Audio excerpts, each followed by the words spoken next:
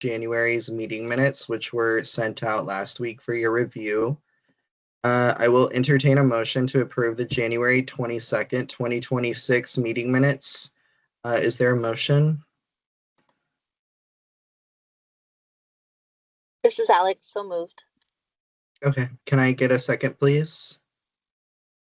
This is Tashawn, second. Seconded by Tashawn. Any discussion? Okay, all in favor, say aye. Aye. Aye. Jennifer Redmond has her hand up. That was my eye. Oh, Sorry. you're good. Okay, any opposed? Any abstentions?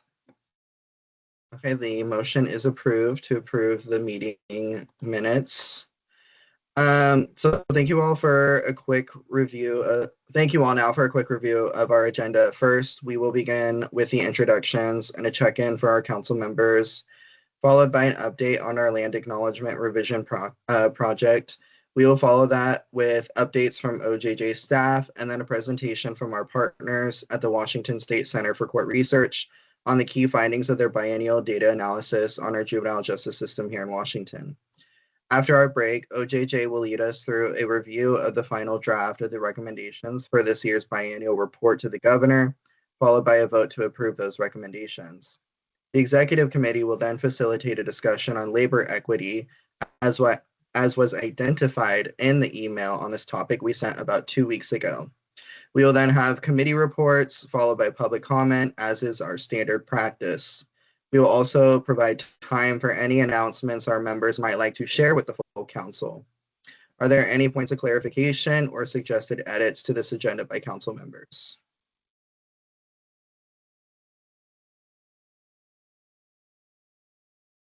Okay.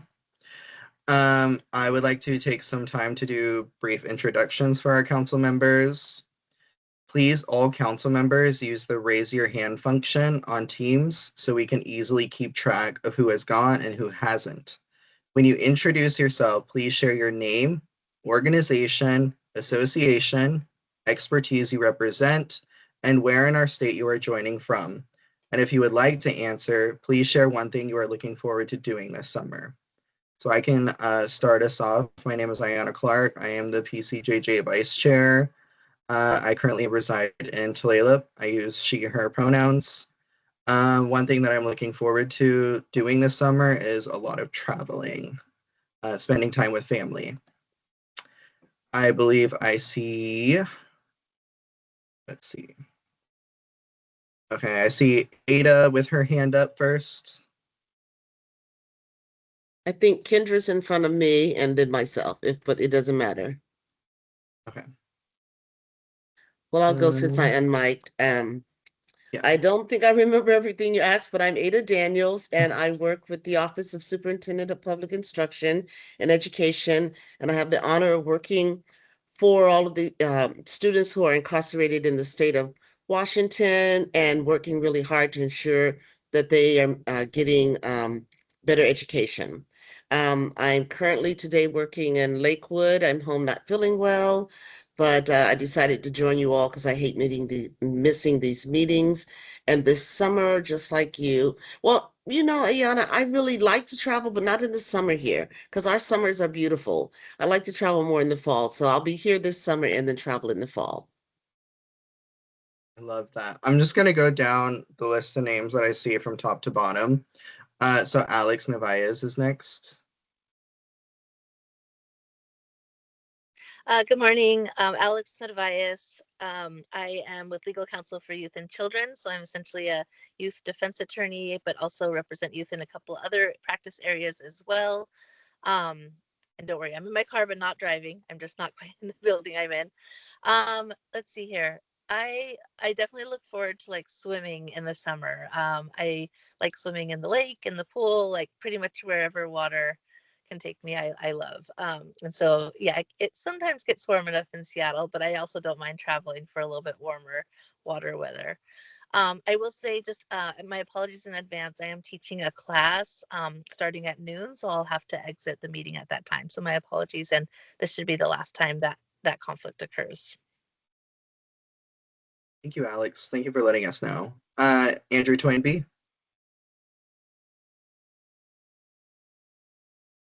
Good morning. I'm Andrew Toynbee. I'm with the Lewis County Superior Court. I represent the Washington Superior Court Judges Association, and I'm joining from Chehalis, Washington.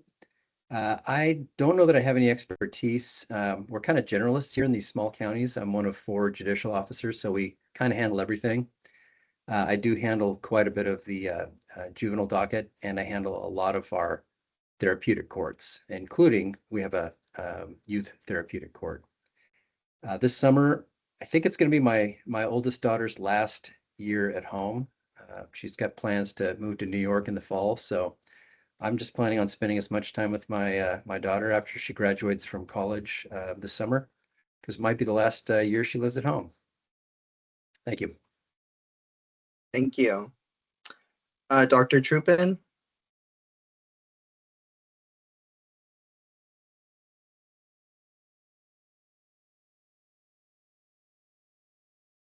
Dr. Troopin, are you there? Okay. We'll move to Kendra. We can't hear you, I Dr. have. Troopin.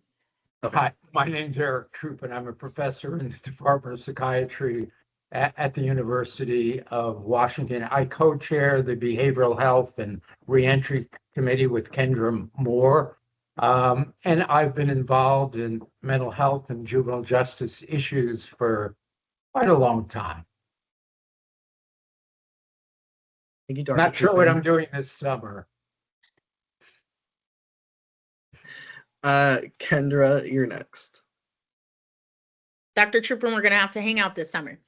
Good morning, all. Kendra Moore. I am the founder and CEO of KJ Jones Consulting, focusing on reentry and workforce development for our incarcerated youth under JR, as well as our community members in that have documented disabilities. And I am joining today from Tacoma. And what am I looking forward to this summer? I actually want to travel, but I'm with Ada. I love Washington in the summer. Everywhere else I feel is too hot. And I'm a Cali girl, so it's crazy that I'm adapting to this cold weather. Not used to it, but I am looking forward to some hikes, getting on the water, and just getting that good old sunshine. So thank you. Thank you, Kendra.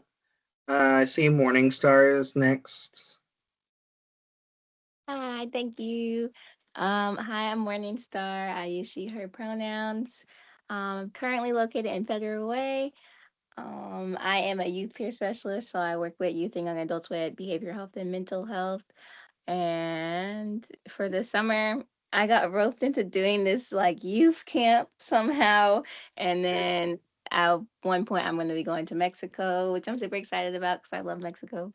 And yeah, that's all for me. That sounds like a lot of fun, not gonna lie. Jennifer Redmond. Yeah, good morning. My name is Jennifer Redmond. I'm the Assistant Secretary for DCYF Juvenile Rehabilitation. I'm in Olympia right now. And I think what I look forward to most this summer is watching a lot of baseball in the sunshine. Yeah, pretty basic. Thank you. Chanel Rhymes is next.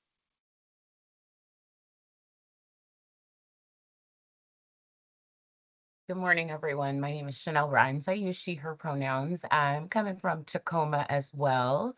And I am a consultant with Monarch Social Impact Solutions. And my focus is more so on criminal punishment reform, especially juvenile justice. I am the parent of somebody currently residing at one of the community housing facilities in Woodinville. And this summer, I also hope to travel. I like the heat. I like to bake. I hope to move to Arizona in the near future. So thank you. And to Sean. Can everybody hear me? Yes. Okay, great. My headphones like to play tricks on me. But my name's Tishawn Doe, pronouns she, her, hers. In my professional capacity, I serve as the Director of Education and Community Advancement for the Tacoma Art Museum. But in this specific capacity, I serve as a youth member on the council.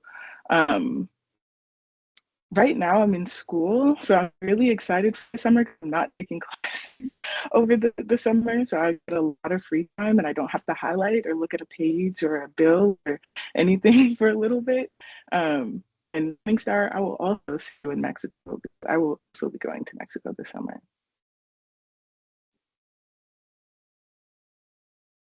If you had joined us a little late and you have not yet introduced yourself and you are a council member, feel free to raise your hand and just introduce yourself, your occupation, and what you're looking forward to doing this summer. Carolina? Good morning, everyone. I'm also in the car, so I'll turn on my camera here as I step into the office. But Carolina Mejia, I am a Thurston County Commissioner and just very happy to be here today. Something that I'm looking forward to this summer is just having the sun back. I love the sun, so just seeing some sun and enjoying it. Thank you, Carolina. We are going to be moving on to an update on our land acknowledgement revision process. Jenny, if you can put up the slide, please. Thank you. As you can see from the slide, we have worked our way through the majority of our identified process. Since our last meeting, OJJ staff reached out to several local tribes and asked what their recommendations would be for the PCJJ to draft an updated land acknowledgement. In speaking to 5 different tribes, we learned that it was best for us to draft the land acknowledgement ourselves, use the location of our offices to determine the tribes that we acknowledge in the statement, and then send the draft language to that tribe for review and feedback. In line with the recommendations of these tribes, OJJ staff wrote a first draft of the land acknowledgement and provided the draft to the Executive Committee for review and feedback.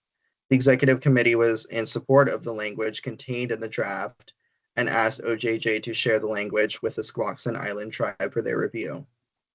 Jenny shared the language with the Squaxin Island Council Chair and requested review and feedback, and we will update the council as soon as we receive it.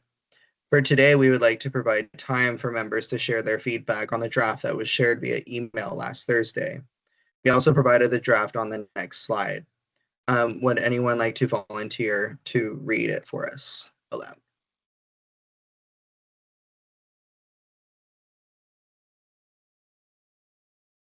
Okay, I will then volunteer myself. I can volunteer if you'd like me to. Go ahead, Jennifer. Sorry, I was slow on mute.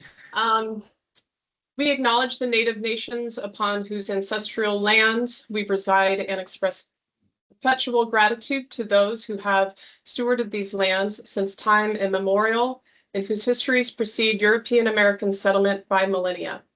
While we gather virtually from across the state, our council headquarters are located on the traditional lands of the many Coast Salish peoples, primarily on the Squaxin Island.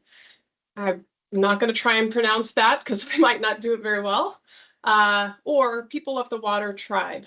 We recognize that land acknowledgement is a first step towards action that requires ongoing commitment to supporting Indigenous-led movements for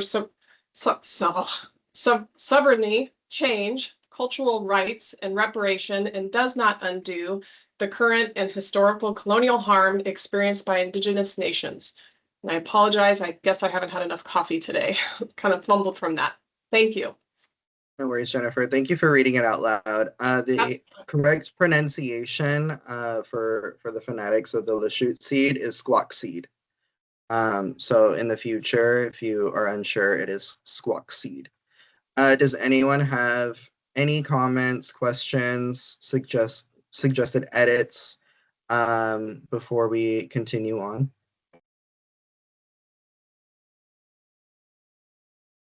Well, I have a comment. Okay. I'm not quite sure. I think I know what it means, but where it says precede European American settlement by millennium. I know what we're saying, but that doesn't seem clear to me. I definitely think that that could be updated as well to specify. Does anyone else have? Go Yeah. ahead, Dr. Truba. I wonder about the term, we recognize that land acknowledgement is a first step. No, aren't there other first, I'm just thinking here, is it really a first step? Or seems like it's not pronounced, just in my senses. It's not assertive enough. How's that? That's just my take in reading it. Thank you. Might I ask what you would suggest wording wise to change? I don't know, but maybe initial or something, or an important step, but I'm not sure it's the first step. That's my take. Okay. Thank you for the clarification. Does anyone else have anything they would like to add on? Okay. We are going to be moving on to the next item. So I'm sorry. yes. I just have a quick question for our notes and for the redrafting. I got the suggestions for initial for the first step, and we can work with that. But for millennia, is there a preferred term to signify, like since time immemorial, since before like records of European settlers took over? How do Maybe we say that? colonizations preceding European American colonization. Okay. Any other? Okay. We work on a redraft, and we can share it with the executive committee in May. And then I can also share, once we hear back from the council chair, our thoughts on those two changes. Does that sound like an appropriate next step? It sounds like an appropriate step for me, Jenny. Okay. Yeah. Thank you. Thank you for clarifying as well. So I'm going to thank everyone for taking the time to review the land acknowledgement and for providing your feedback. We will be sure to let everyone know once we hear back from the Squaxin Island Council Chair. And we are going to move on to the next item on our agenda, which is updates from OJJ. So I'm going to pass the mic over to Jenny for that. Thank you. Okay, so to get us started on OJJ updates, the Office of Juvenile Justice has been moved within DCYF into another division, a new division actually. And I just wanted to take some time to share with the council that change. Formerly, OJJ was within the community engagement group within the Office of Public Affairs. And that change happened back in the fall of 2023. And just recently in March, a new division was formed, the Community Engagement and Youth Justice Division. OJJ was moved out of the community engagement team to be its own office within this new division. The new division houses community engagement. So community engagement came with us. So we're not separated completely from that team. And then also the Office of Juvenile Justice and juvenile court teams joined this division as well. We are all reporting to a new division director, Corey Redmond, and we are housed within the programming office within DCYF. So I just wanted to share where we're all at. We always have such good support from the team or the director that I've always reported to. It's been Allison Kretzinger in the past. It's also been Emily Morgan, and now Corey Redmond, expecting that same wonderful support. And so I just wanted to kind of share that with everyone. Corey's here today and wanted to provide him a chance to say hi and introduce himself so everyone is aware of kind of where OJJ sits within DCYF. I'm going to stop sharing my screen real quick while Corey joins us to say hi.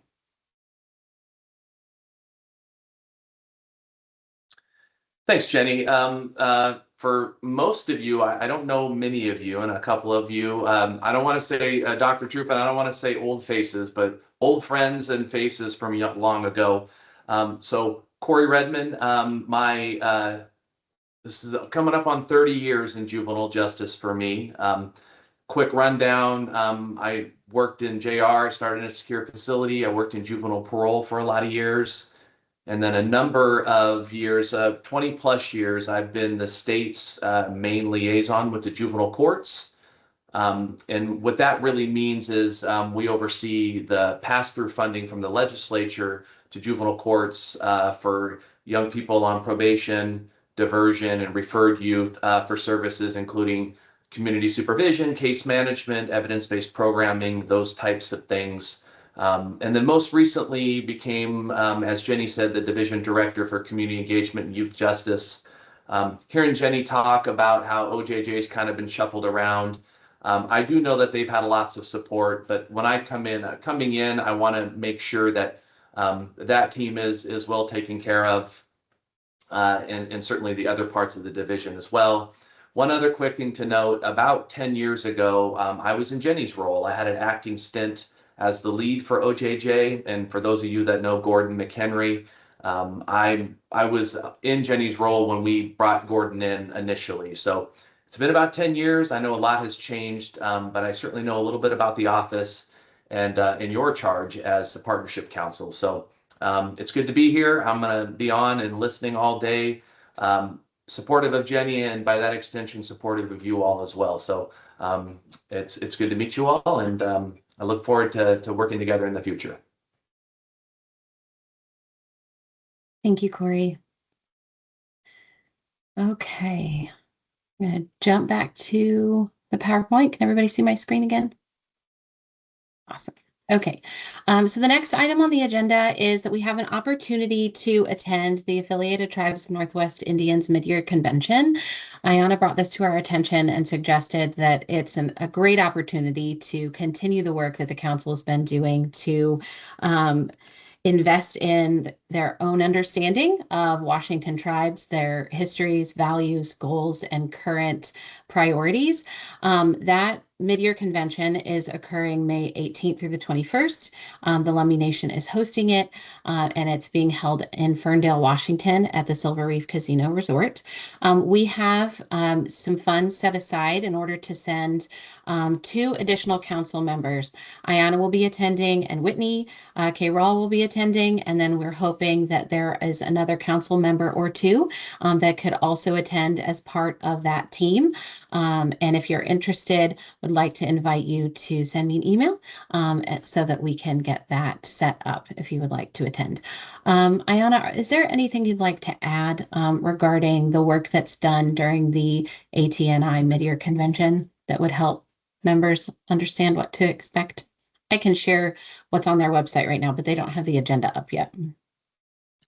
Yeah, the expectation is, we're primarily going to be there to spectate and get a better understanding of where tribes are at when it comes to systems involved youth, and what they're currently doing to address those concerns, as well as, just get the name of the partnership council out there, and, whatever we can do to support them in those processes, then we'd be more than willing to engage.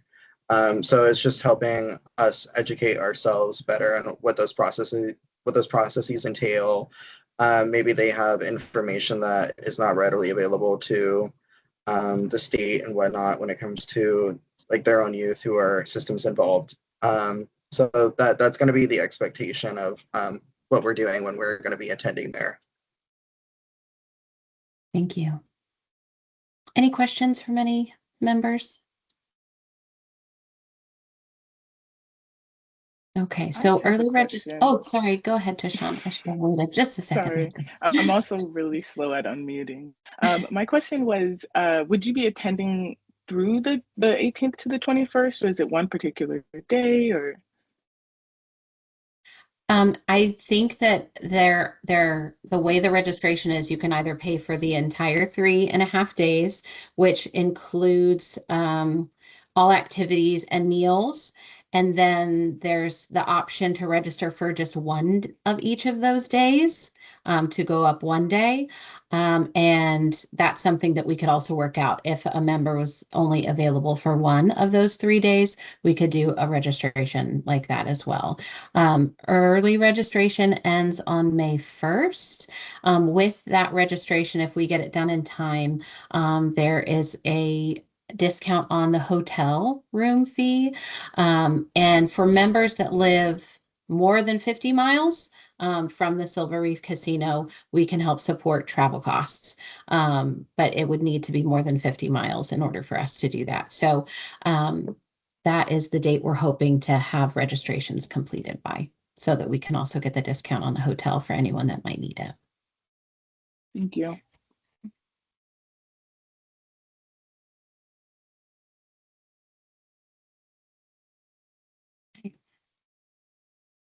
The next item on the agenda, we'd like to save the date with the council. I'll actually be forwarding all these details to you after this meeting, which will include the Zoom link. But DCYF is hosting a town hall on JR capacity planning, both in Eastern Washington and Western Washington in May. Shout out to Commissioner Mejia, because she helped us identify the location in Western Washington at the Thurston County Commissioner's Office. Thank you for offering your space and helping us get that scheduled so quickly. We're excited about this opportunity because the legislature directed DCYF within the capital budget to do some planning around shifting capacity to smaller facilities, to expand that capacity and shift away from Harbor Heights. There was even instruction within that capital budget this year to create that plan, like as this smaller facility is identified, that young people are moved in that process, or that's thought through. It's not planned out yet, but it's a directive. So this is an opportunity for the community to share with DCYF and respond to where they're at in that planning process. I see, Kendra, that your hand is raised. I was going to pass to Jennifer real quick because she's going to provide a bit more information, and maybe your question will be answered with Jennifer's remarks, if that's okay. So I'll pass it to you now, Jennifer. Yeah, thanks, Jenny. It's titled JR Capacity Planning, but, in the grand scheme of things and facilities, we call it master planning. And so a lot of agencies go through a master planning process, and typically they are 10 years in length. And it helps just create a vision for what your facility footprint will look like, so that you can kind of tether or anchor goals, funding, legislative requests, things like that, on what you need as far as the future state of your facilities. And so master planning can include both capacity and what that capacity looks like. It also includes information about the infrastructure needs that need to be updated at our existing facilities. Because if anybody's been to some of our facilities, some of them are a little bit more antiquated than others, and also need potentially some capital investments in order to continue to sustain capacity at that specific space. These meetings will be facilitated by an external contractor or consultant that we have contracted with. They've been working with us to collect a lot of data, and they've been out to all of our sites. They've been reading a lot of historical reports and current reports to just get a good feeling about kind of what our needs are today and what they anticipate our future needs being 6 to 10 years from now, so that we can continue to move in the direction we want to move towards. So really encourage folks to participate in these. There's obviously virtual and in-person options. We just really want to engage community and get as much feedback possible so that the consultants can incorporate that in their plan. And I'm available if you have any questions.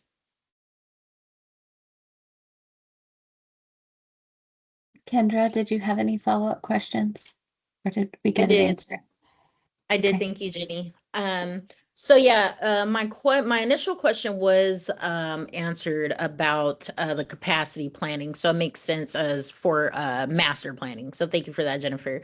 Also, you mentioned so we can go in the direction that we want to go. Can you elaborate a little bit on what that direction is? There's going to be a lot of directions, and that's why we're gathering the feedback. We don't want to go into it with just our vision. I think, nationally, what we've seen is not having super large facilities, trying to have kind of smaller capacity facilities, ideally regional based, so that they're in close proximity of where young people come from. But there's puts and takes there, in order to do that, that would be a significant change.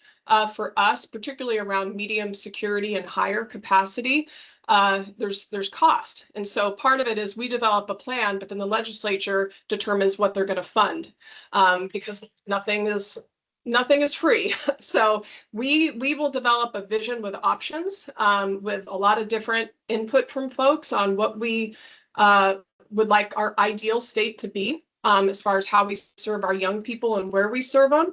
And essentially, we'll be, like I said, tethering that to some funding requests to legislature and things like that, and in hopes to be able to get endorsement and funding to move towards that that vision, yet to be defined. I mean, I think what people can expect in these forums is a greater understanding of how our population has changed. I think our last master plan actually isn't outdated yet. It was published in 2021. They started the process in 2020, September of 2020, when we were still kind of in COVID. And as many remember, we had a dip in population. Things were kind of handled differently. So the information being used at that time was based off of what was happening at that time. And the forecast wasn't probably as accurate as we would have assumed. We also put in place JR to 25. And so we hadn't quite realized what the impacts of that would be. So now we have our population has changed. And so we are actually updating our master plan earlier in order to address what our population is today and what it will look like in the out years. And that means it may need to look different. We may not have, I think it's maybe come up in this space or maybe other spaces. We have, with JR to 25, we're serving more young people who have adult sentences. And many of those young people, unfortunately, are growing in sentences that go beyond age 25. And those young people, unfortunately, will not qualify for a minimum security facility. So we have to make sure we have enough medium security beds to serve that growing population if we are to continue serving that JR to 25 population. And so we want to make sure we don't get into another overcrowding situation, and we have the right beds that match the needs of our population today. And so Green Hill will stay a max security unit or facility? Green Hill's medium maximum. And so basically what makes it maximum is it has a secure perimeter fence and it's got maximum security capabilities on site. Right. Okay, thank you. Yep. Ada? Hi, Jennifer. This sounds great, and I'd like to find out how I can be able to register for it, and when that will be coming out so I don't miss it. You just show up, Ada. You don't have to register. Yeah. Yep. And I'll email it to everyone today. It will include the link for Zoom. So if you're not able to go in person, what I'll be emailing you today will have the link that you need in order to join virtually. And you're more than welcome to forward it to any folks that you think would be interested, folks that would have information that would benefit DCYF's plan, that would like to come and share. Chanel. Thank you. Quick question. Jennifer, if you may not or may know the format, like how would the public, since we're, allowed to share this, how are they going to be able to provide feedback or participate, within this before this is helping me decide who I will be sharing it to? No, you know what? That is a fantastic question, and I don't have that answer. But I do have a meeting next week with the consultants, and I'm going to ask them that question, and then I will put that response in writing and send it to Jenny, and she can distribute it. I've never participated in anything like this before, and I'm excited about it. Our previous master plan and the several others that I've been aware of or been a part of, we've missed the mark. We haven't done this before. So it's a little bit of new territory. But I'll ask that question and have Jenny email something out so people can be prepared. Thank you. Just one more. And Yep. then will this happen again? Like say you have this, then you move on to the next step. Are you going to have another like evaluation, like public input for, you know, whatever you come up with or the draft or like how, I just want to know, is this going to happen more than once? Like it's Yeah. not, is this the only time? I believe this to be the only time because they're on a very tight schedule. The timeline for this is they have to have the final report completed and submitted for the legislature next year, next session. And so the legislature has an expectation that they receive it in advance of session so that they can incorporate it in their budget proposals. So my assumption, and I will also fact check this as well and include it in the email to Jenny, is that final report would be made available, and or maybe a roll up of the feedback received, if not available in advance of the report, or at least included in the report that this is the feedback that we received from these forums. Thank you. Thank you all. Any other questions before we move to the next OJJ update?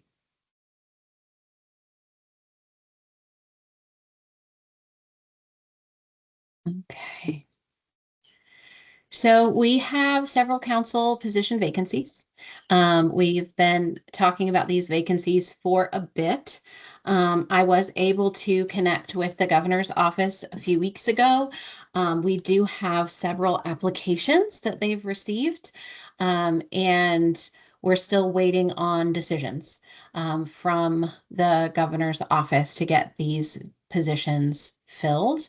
I would say we have plenty of applications for the victim advocate seat, the tribal rep seat, and the Washington Association of Juvenile Court Administrators and the Association of Sheriffs and Police Chiefs. Those are identified and recommended by those associations. So both have made recommendations to the governor's office. We have applications for chair. And then for the youth workers and alternative to incarceration programs, we have one application. So the governor's office prefers to have multiple applications for each seat in order to make a selection.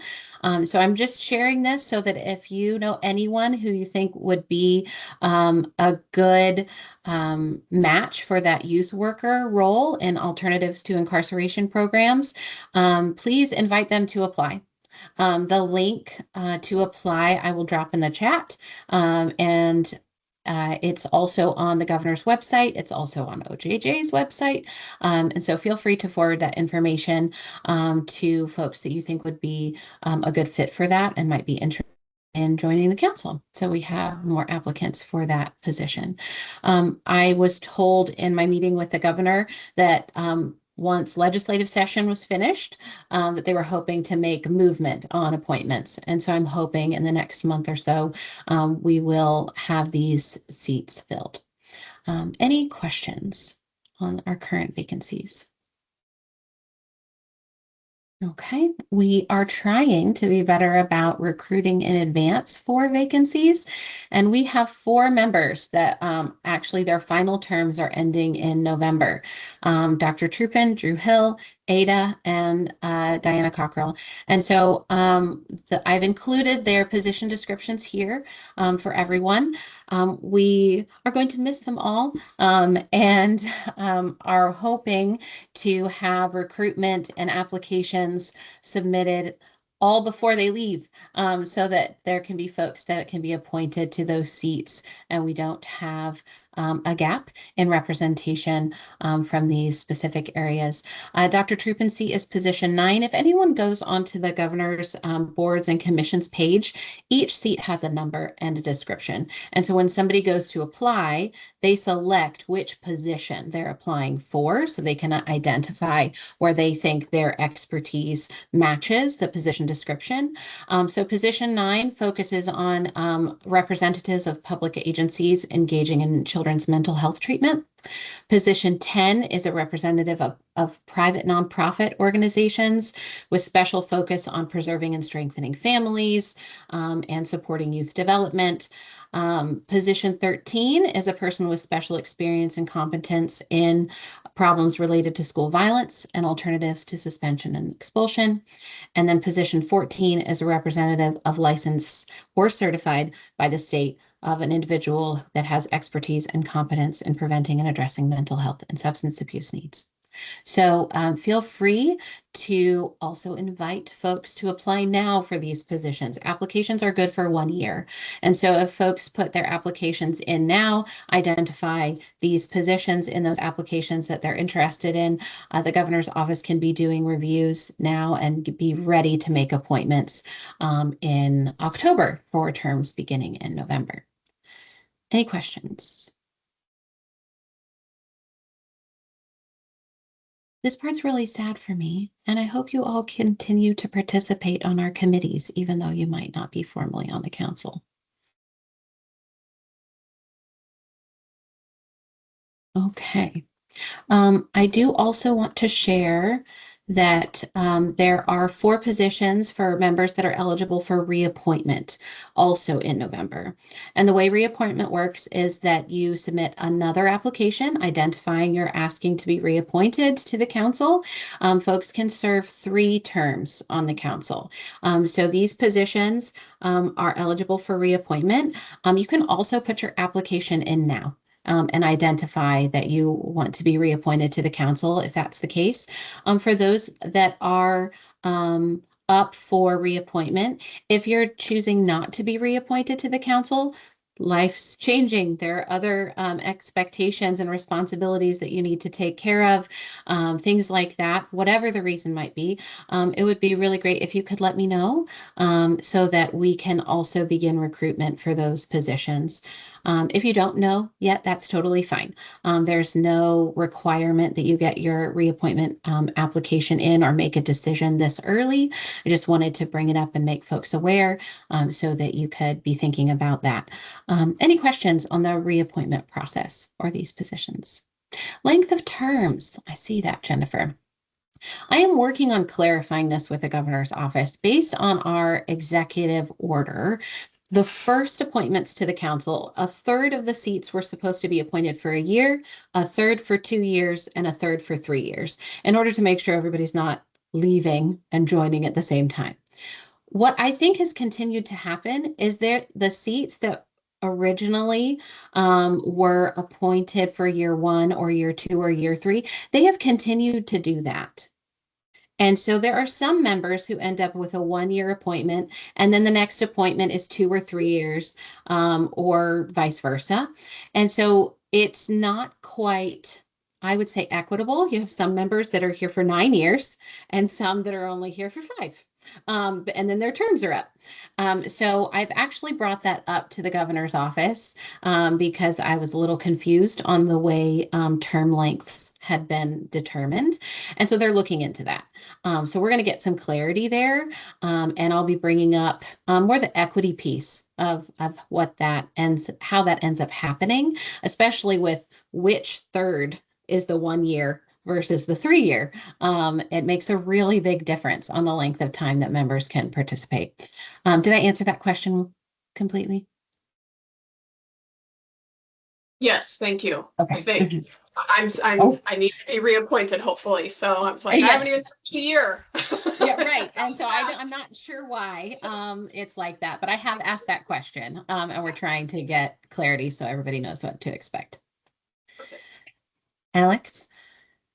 Yeah, now I feel confused too, because I'm like, wait, why am I not on that list? Because I feel like I started at the same time or like a little Yep, before. So your could we length get a of term is breakdown different. of like where everybody's at with that, or like kind of what that looks like so that we can, you know, yeah, I don't know. I feel like I'd like to see that breakdown just to kind of see what we're working with, and then also see Yeah. if maybe we could, if it's helpful, maybe we could work on a letter or something to just explain why it would be nice to What have it be needs a to bit be more fixed? consistent. Yeah. Especially because I feel Mm-hmm. like we're losing a lot of knowledge. I feel like I feel like it's like more knowledge is going, like seeing the four folks who are like finishing in November, like that's right around the Yeah, corner. Why, it like, is. I wish I would have known it sooner. So I'm just, you know, and wanting to get more folks like involved and doing things, like I think it'd be really great to kind of have a better sense of what that looks like. And then also, yeah, certainly advocate that it be more equitable as far as the links. Mm-hmm. Yeah, I put a link in the chat, which is where you can see the boards and commissions profile on the governor's office for the Partnership Council. As you can see, there are names in that list that are no longer on the council. Those positions are vacant. I have also brought this up to the governor's office that the current list is not accurate and you can't tell which positions are vacant and in need of applications. So that hasn't been updated yet. As you can see, there are also members listed who it looks like their terms are up, but they have been reappointed and the dates just haven't been updated. So I think what's been going on for the past 3 months with the legislative session is that just some of these updates haven't happened. And I'm hopeful that in the next month or two they will. But I love the idea, Alex, of the council kind of writing a letter to the governor's office and saying, hey, the length of terms, the equity on that, the time, and how long members are able to participate is a really important thing to make sure it's one, clear, and two, equitable. If my conversation doesn't get us there, which who knows? But I would really appreciate that support from the Partnership Council. So I'll be sure to let you know what comes of the meetings that I've had thus far. And then I did hear your request, Alex, about bringing attention sooner. So I will work on making that a point a year in advance to identify when terms are coming up rather than 6 months in advance, so that members can be aware sooner and begin talking with people about bringing people in and applying for those seats. So I did hear that request. Anything else on the topic of council positions and vacancies?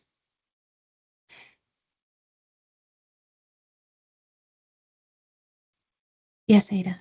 Hi, would you please put the link in the chat to where they need to apply Yes, it when you get a is. chance so that I can Mhm. give that to my agency? Thank you. Yes. There's also a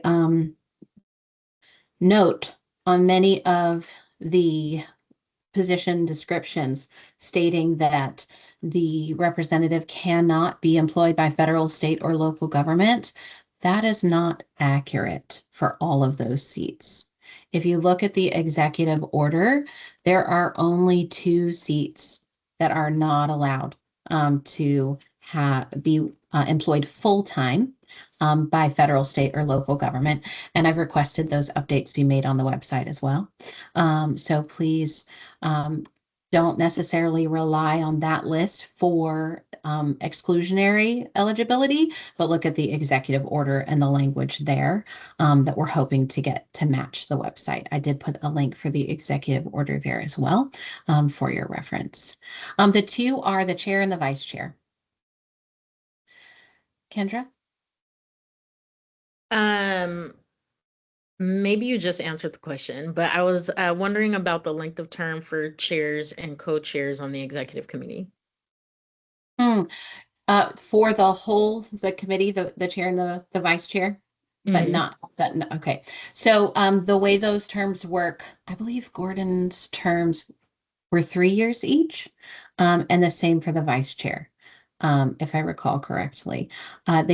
Sean and Gordon both joined at the same time. I would have to go back and look and see when their reappointments happened to know for sure, because it's not listed anywhere where I have access to which third is a year, 2 years, and 3 years. So I am not positive on that, but I'm hopeful that I will get that list if it exists. Okay. Yeah. Thank you. Yeah. All right, one other point I wanted to make regarding the council and the seats being filled. This does impact our ability to access federal funds if the council's membership is not meeting minimum requirements from the federal government's perspective. And that means for the year that we put in an application, if the council's membership is not to minimum, I can't access that year of funding until the council's membership does meet those minimum requirements. So for example, our 2024 application that we were funded and approved, there's a hold on that says council membership's got to get fixed before you can access these funds. Now, we don't need to access those funds right now. Everything's fine. We're spending 2021 and 2022, so we're okay. But I'm trying to make sure that the governor's office understands that getting the appointments filled quickly is really important for our federal funding and future solicitation applications, which is part of the reason why we're taking so much time to talk about it today, so that we can get applications in for the seats that will end up being vacant, because that can impact our 2025 funds and our 2026 funds as well. And everything's just held until we get that fixed. So I just wanted to bring that up so everyone is aware of the potential impact around council membership. Okay. There are no other questions. Last point for me is the biennial report cover art contest. I met with several of our youth council members, and the theme was decided on amongst them that the art contest will be "My Future Is Blank." They said that the best thing was for it to be broad, so that young people could respond the way they want to, and interpret it for themselves broadly. So that's going to be the theme. We have identified a community partner. Shack Art Center has agreed to be our contractor that will pay all of the honorariums to the young people that submit art entries, and they will also help with supply costs for our additional submission locations.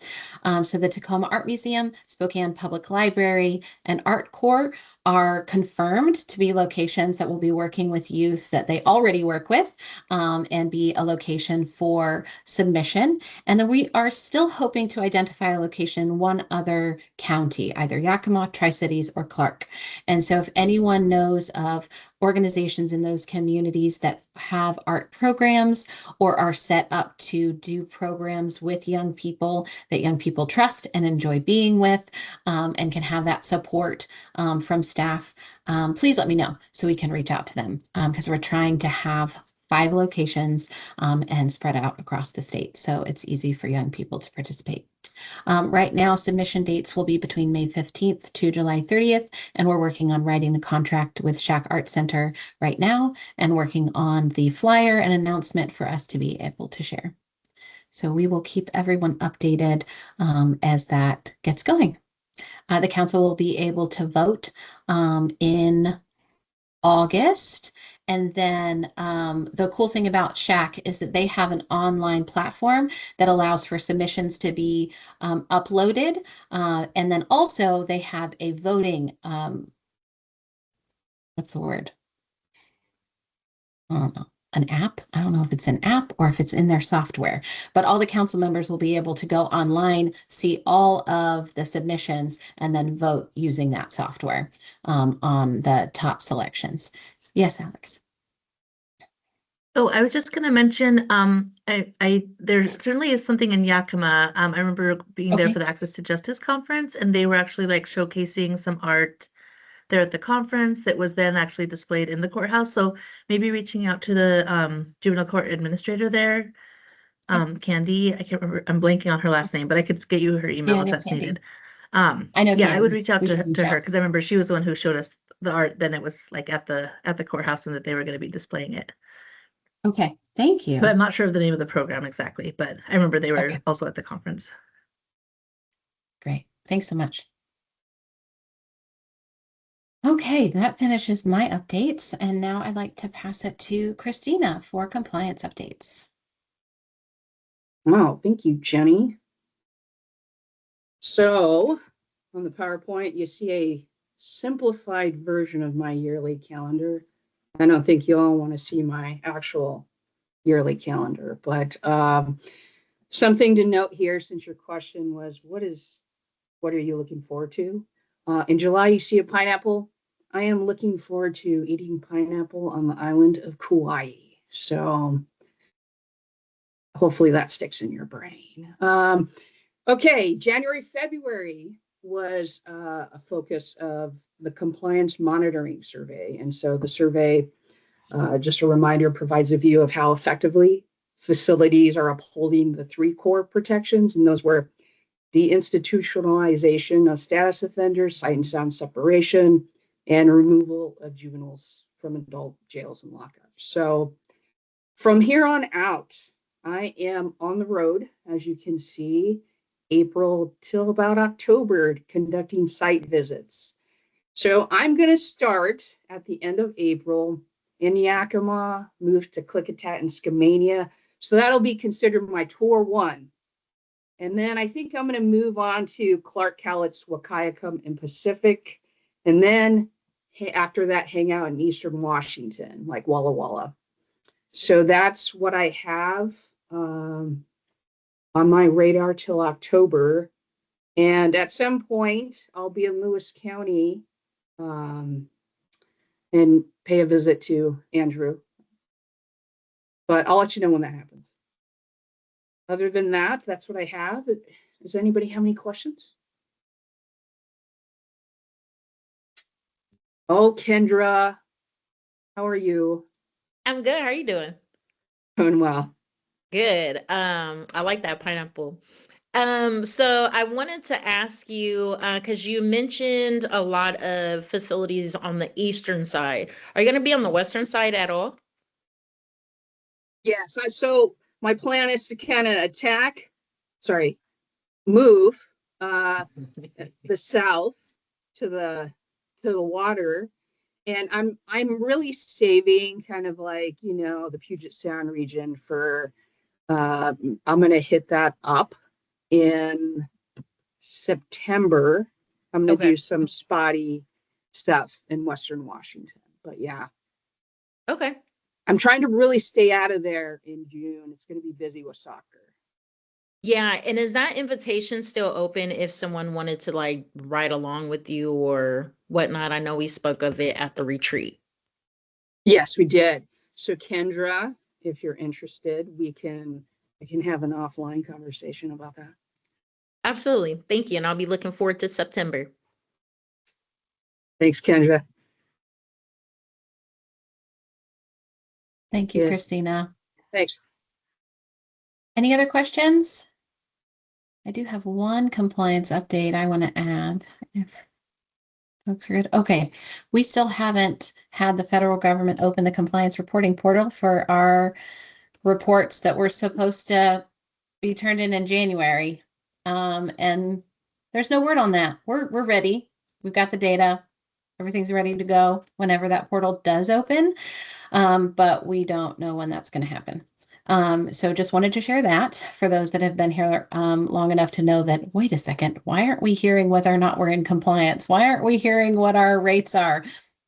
We haven't been able to submit everything into that system in order to make that identification, but we'll be sure to let everybody know when that happens. And then I did want to share with Christina and the site visits that she's going on. Many of these are first time that she's on site with these organizations. Because she started, this is year 2 of site visits. And so this is a relational building time. There's 3 years really of that, like foundation laying relationship with these organizations that have not ever met her in person, that she has not seen their spaces. And for some, that relationship is more tenuous at the beginning. And takes more time and careful investment by Christina. And so when we're talking about council members joining her on those visits, she's really strategic about which ones, because she wants to make sure that it's one that the relationship is already positive and folks are ready and excited, so that it's not as tense when you have an agency that is a little bit more concerned and wary about that compliance visit. the more people that show up to it, the more tense it becomes because then it feels like a bigger deal. It is a big deal, but it feels like an even bigger deal when you have more people there. And so I just wanted to share that it's not that Christina doesn't want folks to join her. It's that she's trying to be really strategic and make sure yes, that's right, Kendra, an audit vibe. Exactly. And so just know that if you really want to go to one spot and she's like, not this time, maybe next time, that really has a lot to do with the relationship building process. There is no RCW that tells any of these agencies that they have to let Christina come see their spaces. There's an executive order and a federal act, and the rest of it is relationship, and she's really good at it. Just want to make sure that she has the space to do that. So just wanted to share that so that context is clear. Thanks, Kendra. Okay, we are 2 minutes over. I apologize. I need to pass to Whitney now for her update, and then we'll be all finished with OJJ updates, Ayana. Thank you, Jenny. Yes, I will try to be as quick as possible. Sorry. I spoke about this, no worries. I spoke about this very briefly at our last meeting, but I am in a training program that's called the Complex Trauma Training Consortium to become a trainer on all 20 of the trainings that you see in front of you. It's been a long journey. I started it in October of 2024. And we're coming into like the final few months of the certification process, which is pretty exciting. I took on, it was been a lot of work, but I really took it on in, preparation for what we're seeing right now in the landscape, the financial landscape, with a lot of cutting of resources, and really seeing the value in having access to this material. In a time when training is kind of hard to come by, especially as I'm doing it largely for free. And so, free, keeping in mind that time and capacity. But yeah, so I just want to keep putting this in front of you because I would love the opportunity to be able to bring trainings to you all and just the different branches of where you're all working and all of the parts of the systems that you all touch. If you are interested, I would highly recommend the CT 101, the training number 1, in partnership with others. And if you wanted to have conversation about kind of tailoring a training series, I'd be totally open to that, to making sure that it's super relevant. I'm one of 3 trainers in Washington at the end of this. It's over the 5-year, this is happening under a SAMHSA grant, so a 5-year grant. About 200 trainers have been trained in total across 39 states. And like I said, only 3 in Washington. So a pretty cool resource we have kind of situated out of our office. And so, yeah, that's, I guess, any questions? I would say each one ranges in time from about 2 to 3 hours. So in total, about 60 hours of trainable content in total. But yeah, it's been a really cool experience. It has stretched my, it's been stretching my facilitation muscles for sure. But yeah, it's been very fun and cool. And I'm really excited to be at this point to be able to push it out and bring out trainings to you all. So thank you.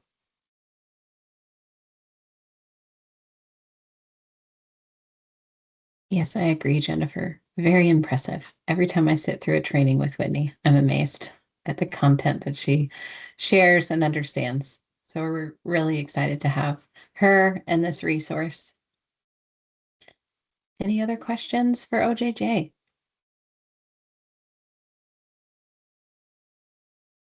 Okay, that completes our updates, Diana. Oh, I'm sorry. Go ahead.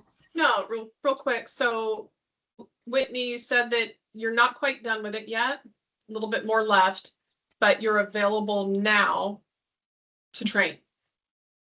I am, because part of the certification process is doing community trainings.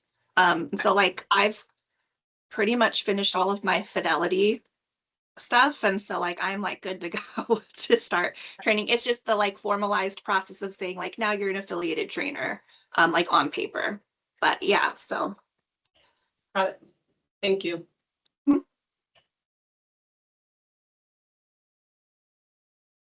Okay, thank you. That completes OJJ's updates. Ayanna, I'll pass it back to you.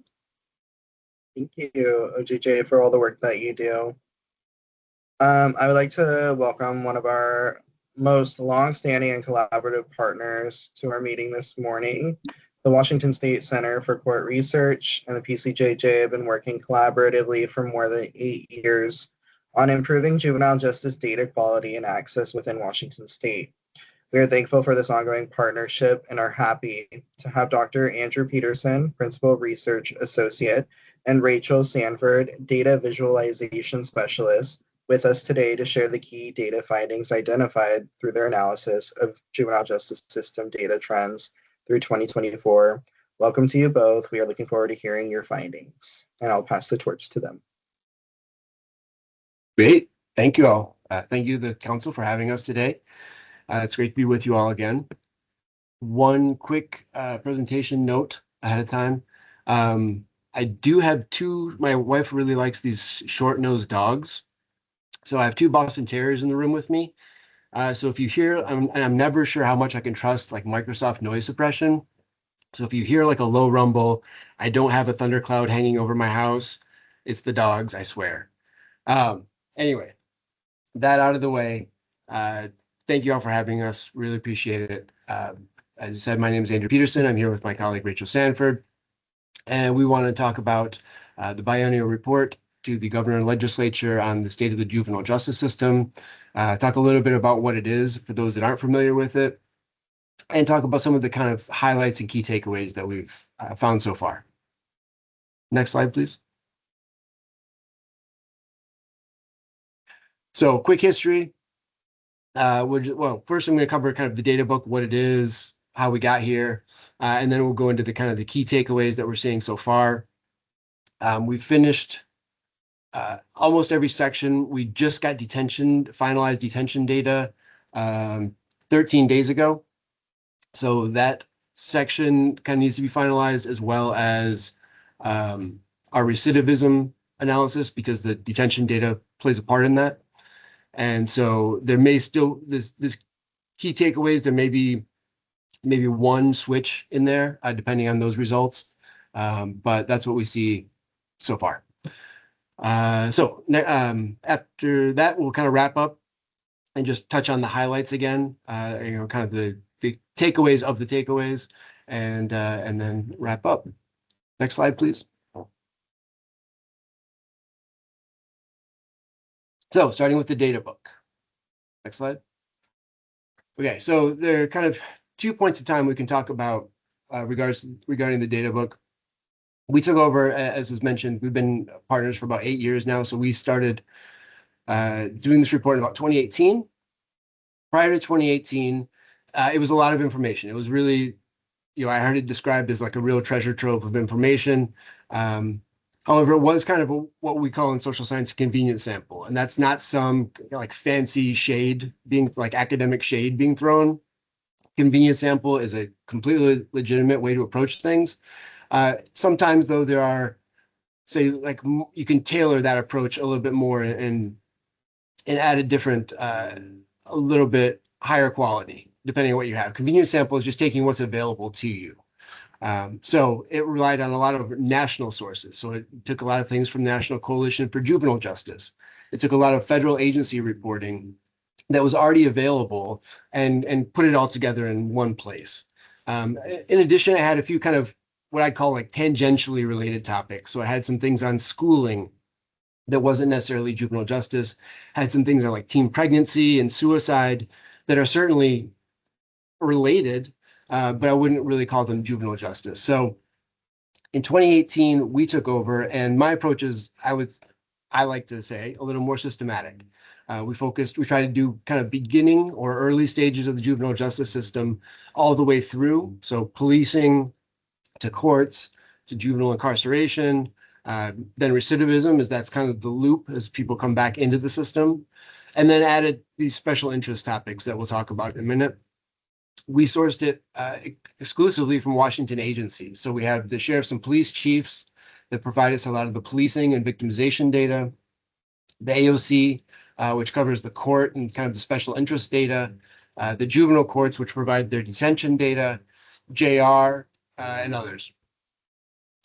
And this is one we're continuously trying to improve. So we've added multiple sections since 2018. We've tried to get more information in there. Really, I think the ultimate goal is that a person that knows nothing about the juvenile justice system in Washington can come look at this report and data book and get at least a decent understanding of how things work, general policies, practices, and outcomes.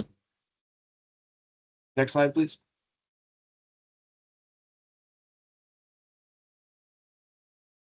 So the way the data book works, for most sections, we start with statewide trends, and we try to do 10 years or the most, as many years of data as we have. So you can see over time how things are moving. Then in addition to that, we do single year for at least the previous 2 years. So in this data book, we're covering 2023 and 2024. For one reason, that's our most recent arrest data. We won't have 2025 until later this summer. And then we also like to have some kind of lead-in time to do our recidivism analysis too, because you need a kind of a follow-up period in there. So for those single year counts, we do at the county level, and then we'll have county level by gender, county level by race, county level by age, and county level by offense type. So it's a wide view, but a little shallow. So you get kind of one factor or maybe two factors at a time. That's part of the reason we built the dashboards that the current ones that are already public and those that are soon to be public, to allow people to dig into the data a little bit more. Unfortunately, we have to be respectful of people's time and attention spans, and adding, all the various analyses we maybe would want into a single data book would just make it unwieldy. In addition, we rely on a couple outside sources. So JR is very kind, has been very cooperative and worked well with us and has provided a lot of data each time this report has come up. And they're always very prompt in getting the data to us. For the detention side, my colleague Amanda Gilman provides a report to the legislature and state on juvenile detention anyway. So I just, instead of trying to reinvent the wheel, because she is by far the expert on these data, I just borrow her tables directly and put them into the report. In addition, starting this year, we've been able to replace some of our tables with dashboard screenshots, and that particularly for the arrest, court, and victim dashboards that we have. That's been a big help. In the future, we'll be able to do the same with the recidivism. Next slide. Okay, so on to our key takeaways. Five that we see right now. The big one is, we still seem to be, as of 2024, rebounding from COVID. And it's unclear if we're starting to plateau or it's continuing to rebound, but we may be starting to see a little plateau in terms of numbers increasing again. Next slide. Evidence for that, starting with arrests, we're back up to around 80% maybe of where we were pre-COVID. So comparing 2019 to 2024, you can see the numbers there. Next slide. And arrests seem to be coming back a little slower. I'm not sure exactly why that is. It's pretty similar, but maybe a little slower than we were seeing in the courts. But I have some maybe potential ideas on why that is that I'll talk about in the next takeaway. You can see there for referrals, cases, and adjudications, again, in that 75-80% range of where we were in 2019. The big thing though, and you saw this with arrests, and you'll see this with most stages, is that we continue to move down, and we've been moving down the last 10 years, other than that time affected by the pandemic. I think if it hadn't been for the pandemic, that line would be a pretty smooth, kind of gradual decline to where we are now. Next slide. So breaking out those dispositions into adjudications and diversions, we're still seeing more diversions than adjudications in Washington State. It's been that way for more than a decade. And we're, again, kind of rebounding into that same range that we saw before. Next slide. And detention admissions are really, I think, the thing that's changed the most. for us. So here we're only in that kind of 60% range of where we were. There have been a few things that have happened. The non-offender admissions have been drastically reduced, almost completely eliminated. So that's a big change. And I think you're also seeing detention kind of being that lower level offenses. They've been largely eliminated too. So I think this may represent more of a new normal than a rebound in terms of what we should expect for detention admissions. Next slide. So the one that hasn't changed, and this really shouldn't be a big surprise either, is JR is already back in terms of admissions to kind of pre-COVID numbers. And that, again, that shouldn't be a big surprise because they're not dealing with these lower level offenses for the most part. These are more the serious felonies and things that haven't really changed and continued to work through the system where maybe during the pandemic, especially, you saw like the lower level offenses be eliminated. So you see a drop there in 2021 and 2022 as there were restrictions in terms of admissions and who could be kept in facility and that kind of thing. But there was never the drop like it was in terms of the other stages of the justice system. Next slide. But what I think is particularly interesting, while this drop is great, we're seeing this kind of low decline, fewer youth involved in the system. It's important to remember this is all happening in the context of a greater population. So in the last 10 years, the population's gone up over 100,000 youth. So you're seeing, yes, a 30% drop maybe in where we were 10 years ago, in some cases even higher, but that's with the population increasing more than 10%. So it's really even a bigger drop when you think about the size of the pool has increased, right? The potential youth that could be involved is even bigger, but we're still seeing this decline, which is really, I think, very impressive. Next slide. But unfortunately, it's not all good news. We're seeing the share of violent offenses increase over time. So in 2015, it was less than a third were violent offenses. Now we're still over 40%. That number has gone down a little bit, but I think it's going to be a little bit higher. I don't know that we're ever going to see it as low as we did in 2015. In some ways, maybe that's a good thing when we're talking about the share of things, because maybe lower level offenses are being diverted before they get into the system, before they get to the court level. I know King County, for example, does a lot with kind of those pre-court, pre-filing diversions. We may start to see some adopting in other counties as well. But it's not just the share. If you can go to the next slide. When we talk about violent offenses, there are really two categories. You have assault misdemeanors, and then you have your violent person felonies that include, felony assaults, homicides, drive-by shootings, sex offenses, things like that. And while we're seeing these assault misdemeanors continue to decrease, we're actually seeing an increase in the violent person felonies. It's at its highest point that it's been in 10 years. Granted, it's a larger population, and it's not a huge increase in violent felonies, but it is certainly higher. Next slide. Second key takeaways, and this is one for those that were there when I presented the victimization dashboard, and we talked about law enforcement data. This came up, and it's come up now in a few reports because it's something we continue to see, and it's a change that's happened in the last 7 years or so. Next slide, please. So the quality of law enforcement data has changed. That's something we see. So for most of this presentation, I'll be talking about 2019 through 2024. That's the period that we're currently covering in the dashboards. That's a lot of what we're covering in the data book as well, especially the last 2 years, 2023 and 2024. For this, I want to show back to 2017 because you can kind of see the way this moves when we include those earlier years. So for this, the way we classify Latino, as you may know, in Washington State, you have two categories. You have race and you have ethnicity. So race is white, Black, Asian, Native American, Hawaiian Pacific Islander, and white. And ethnicity is Hispanic Latino or non-Hispanic Latino.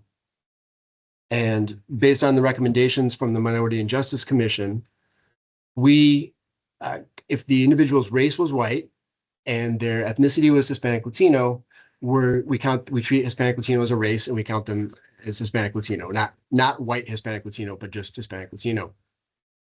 If their race is anything else, we count them by the race, and that was their recommendation, kind of on the idea that if they're not white and they're Hispanic Latino, they're still being counted as a person of color.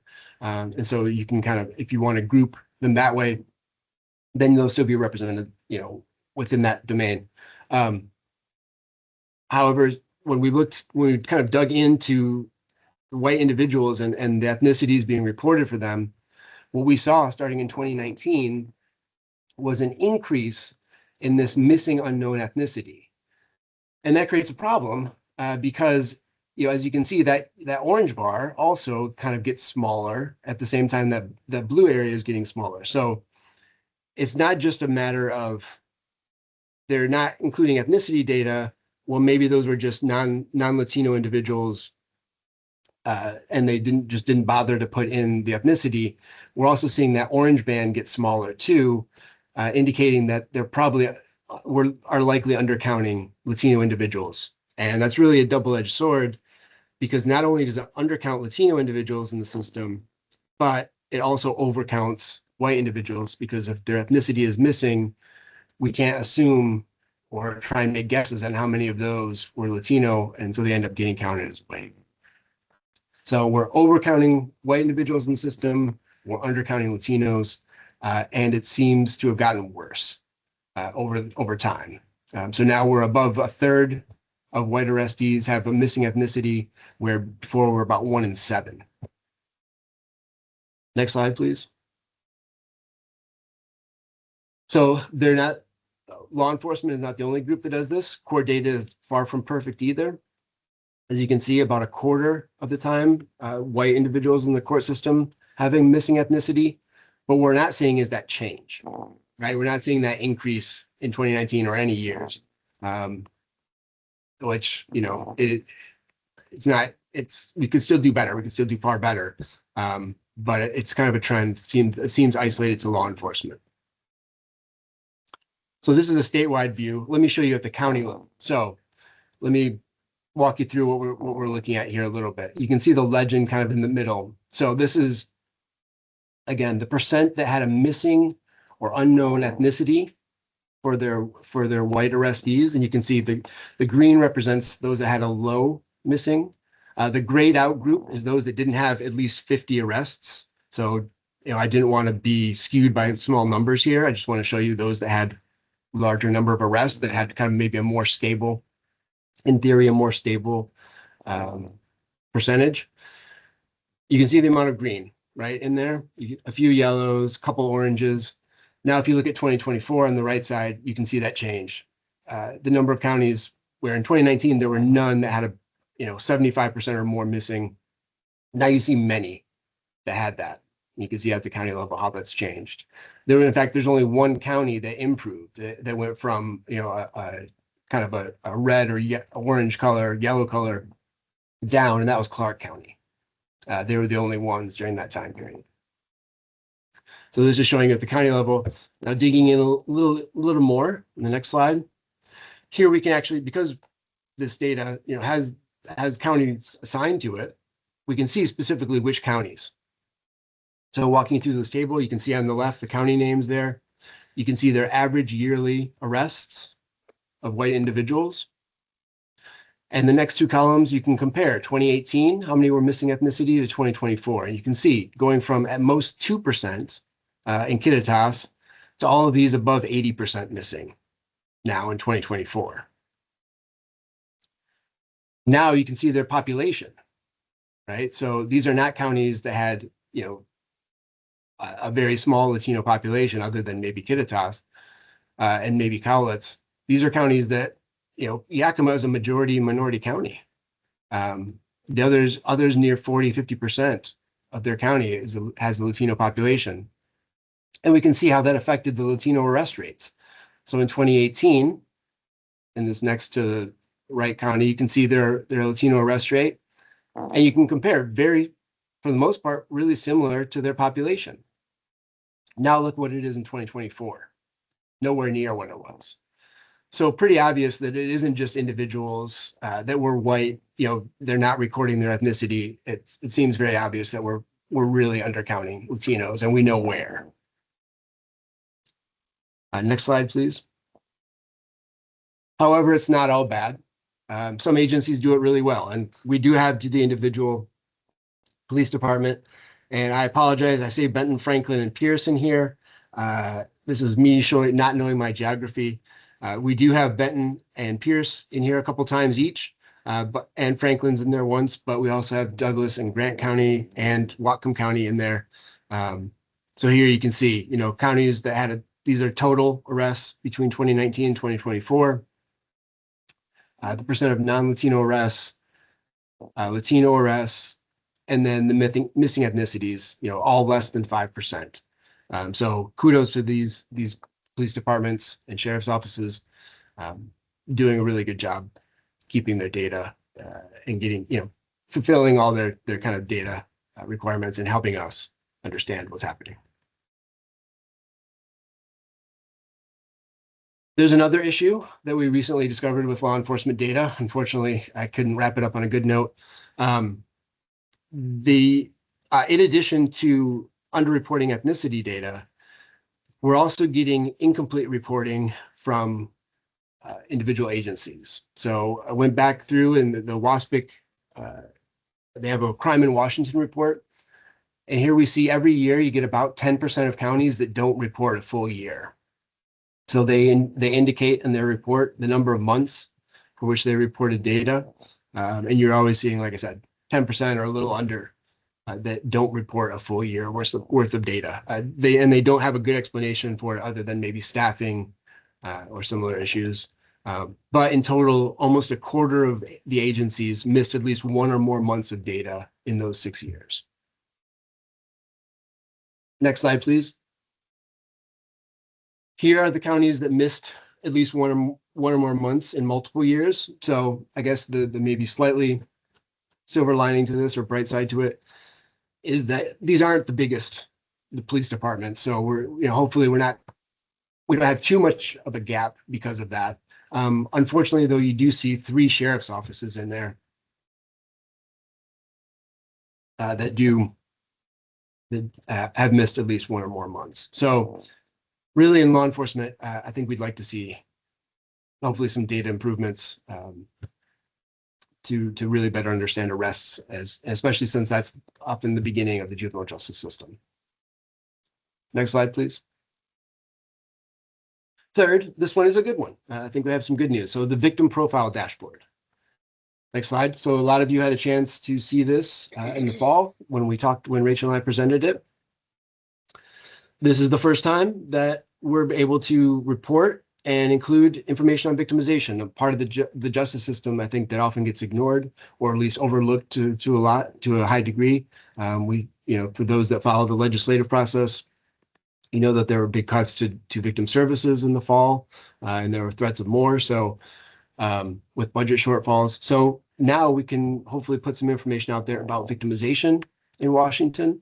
You can look at county and city. We have a dashboard that will soon be public, looking at county and city level victimization rates. Next slide. Hopefully we'll also be able to talk about who's being victimized and maybe dispel some myths. So here you can see by race over time, who are, per capita, who are the most common victims. And you can see Black individuals, the most common victims in our state per capita. Next slide, please. We can also see by gender, women, again, most common victims per capita. Next slide. And age groups.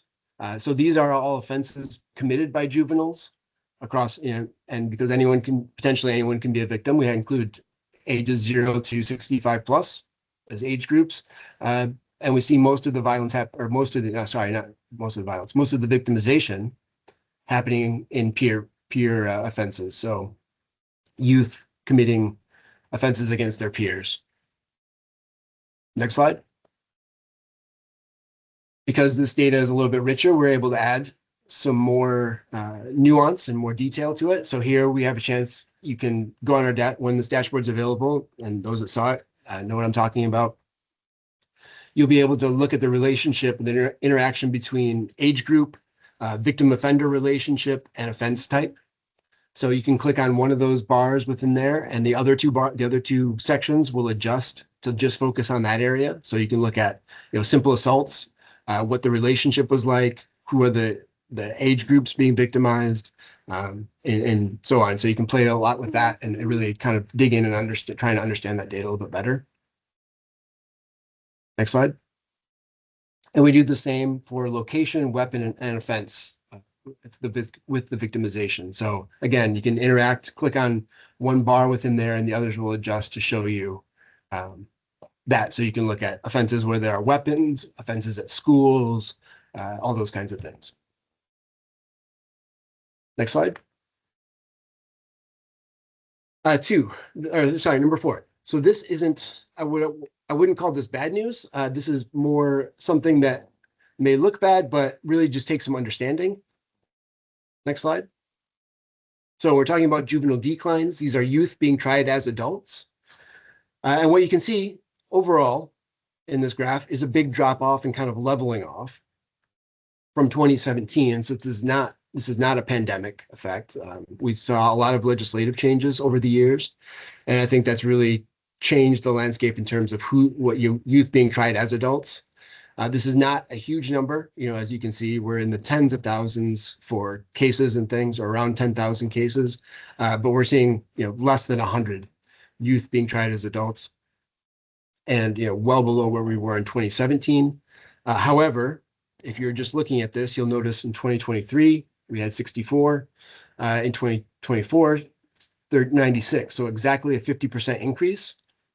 Now, that may look alarming first, but I think there's an explanation for that. And I think it's more technical than it is a change in practice.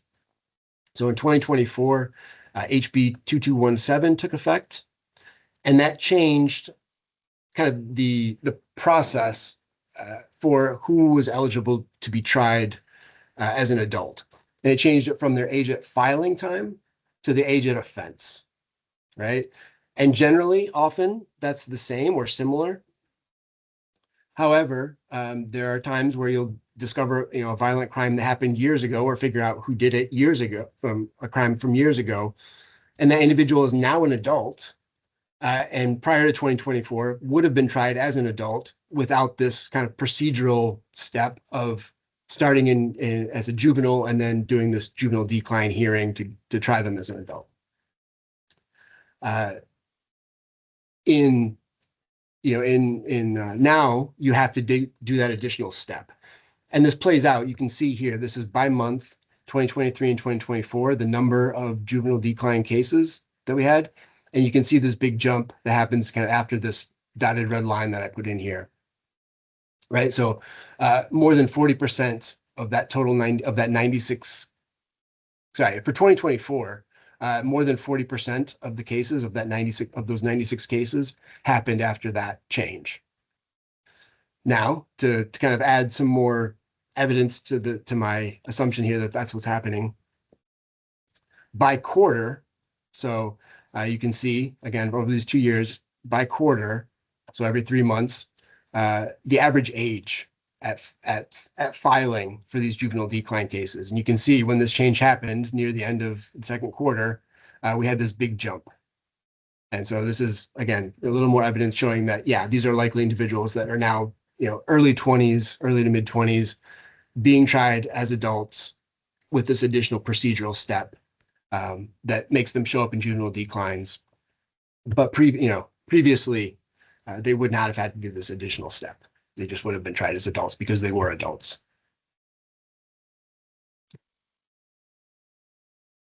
Last one, the truancy rebound. So this is more of a question for me. I'm not sure what we're seeing exactly in a truancy rebound here. This is more, I think, on my expectations. So, we've had a lot of changes regarding non-offender matters, truancy, at-risk youth, and children in need of services in those petitions. I expected to see kind of a big drop off. There were some changes in terms of community truancy boards and things. I didn't expect the truancy to bounce back, I guess, as quickly as it did after the pandemic and get as close as it kind of has become to the pre-pandemic levels. We've seen reductions in at-risk youth. You can kind of see these orange bars have gotten smaller, and the children in need of services was always kind of a low number anyways. But this truancy number has really bounced back a bit. Next slide. The good news, however, I think, is that the contempt filings have stayed low. So, if a youth gets brought in on a truancy petition and then they have conditions set for them that they have to go back to school, for example, and they don't, then they can bring contempt charges against that individual or file a contempt petition against that individual for kind of violating their conditions. That hasn't rebounded.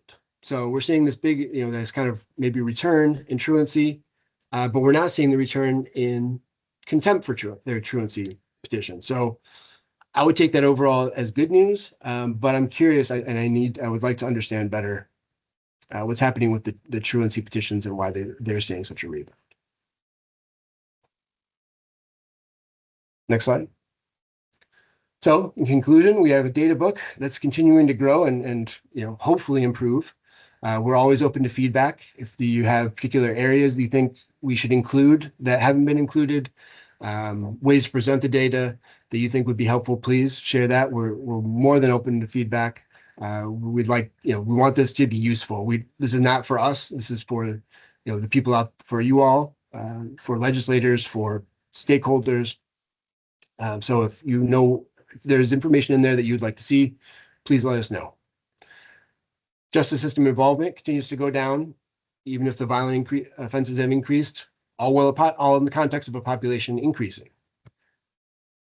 We do need better law enforcement data. We can all benefit from understanding victimization and hopefully prioritizing that. And our response to that, juvenile declines have increased, but probably only technically. And truancy seems to be bouncing back, but thank goodness contempts don't seem to be. And that's what we have so far. Any comments, questions, feedback, please let us know. I'll open that time now for that.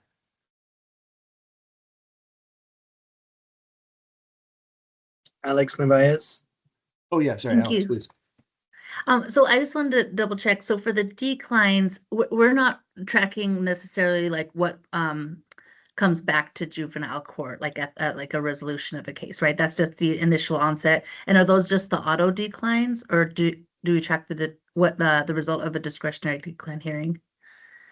Yeah, so this is I track it after the hearing, right? So those that continued on, like went through the hearing and then are being tried as an adult. So, and it's both auto and discretionary. Do we know, and sorry, follow up to that, do we know then if we're tracking the hearing, do we know the percentage that are where the court does not grant the adult jurisdiction? Those are more difficult for us to find because we don't get easy information about the court decision on the hearing. And sometimes it can look the same because a prosecutor will start the hearing and then kind of hope for a plea deal or kind of I don't know, advocate for this plea deal, and then the plea deal includes a return to juvenile jurisdiction. So it's hard to distinguish those two things. It's also difficult because not all courts use the codes for these juvenile decline hearings. So I don't get full information on those, unfortunately. So that's part of the reason that I chose to do it, after it goes to Superior Court and is being tried, because it's been more clear. Got it. Thank you. Does that make sense? Yeah. Sorry. I wish I was able to answer the questions you asked. Yeah, Dr. Troupin, that's your hand up. How do we? Yeah, I know this is a general question, but compare us to national trends. Can you speak to that? Sure, a bit. I don't know the numbers offhand. I know, if you look nationally, that crime and justice system involvement at least justice system involvement has been decreasing since the mid 90s. And we're at least on par with national trends, if not ahead of them. But yeah, I will try and that'll actually be a good thing to add. And I can do that in kind of the key takeaway section and compare us to where we stand nationally. This is off the top of your head, and I'm sort of think about this too. Are there any states that you would identify who, generally speaking, are doing really, really well in diversion and providing alternatives?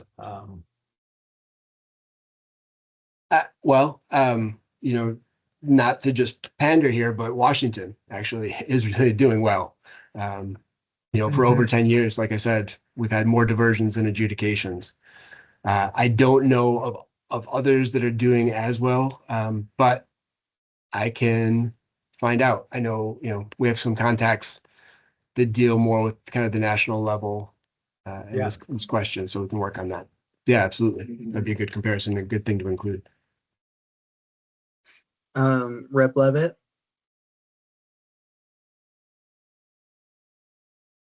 Good morning. Thank you so much. I have a question on diversions. Do we have any data of those youth who were diverted, of the prevalency of reoffenses come back into the system or the cycle of in and out? Because it's one thing to be diverted, it's another thing to not come back.